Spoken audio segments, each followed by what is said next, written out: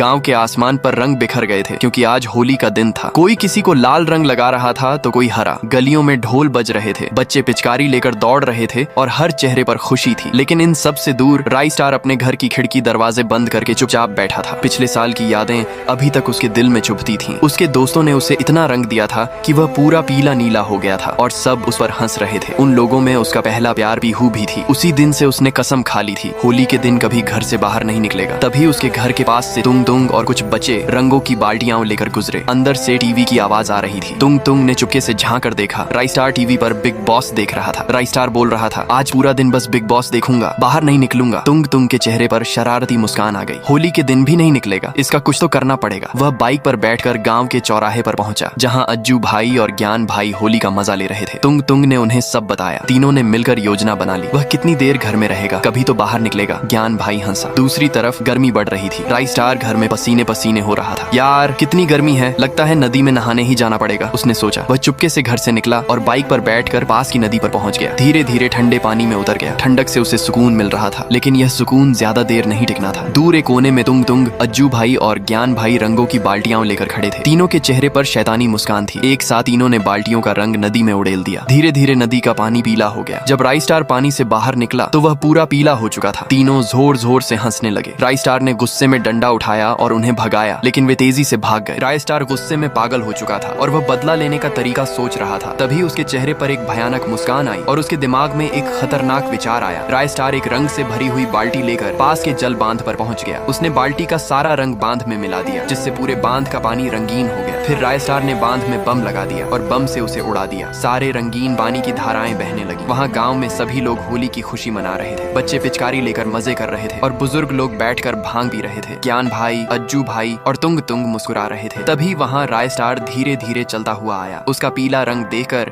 गांव के सभी लोग उस पर पागलों की तरह हंस रहे थे, लेकिन राय स्टार उदास होने के बजाय हल्का सा मुस्कुरा कर बोला, बुरा मत मानो, होली है। उसके यह कहते ही गांव में रंगों की बाढ़ आ गई, जिससे पूरा गांव रंगों में डूब गया और सभी लोग राय स्टार की तरह रंगीन हो गए। एक कोने में खड़ा राय स्टार जोर जोर से हंस रहा था। तभी गुस्से में तुंग तुंग उसके पास आया और भांग का एक गिलास उसकी ओर बढ़ाकर बोला, हैप्पी होली मेरे दोस्त। राय स्टार ने भांग पी और तुंग तुंग को गुलाल लगा दिया। तुंग तुंग ने भी उसे रंग लगा दिया और दोनों खुश थे। तभी वहाँ राय स्टार का पहला प्यार भी हुआ। उसे देखकर राय स्टार का दिल जोर जोर से धड़कने लगा। तभी तुंग तुंग ने उससे कहा, यही मौका है मेरे दोस्त। राय स्टार हल्का सा मुस्कुराया और पास पड़ी मेज से गुलाल उठाकर पीहू के गालों पर लगा दिया और कहा, हैप्पी होली। पीहू ने भी उसे रंग लगा दिया। अब पूरा गांव रंगों में खोया हुआ था। इस होली रंगों के साथ खुशियां भी बांटी गईं। हैप्पी होली।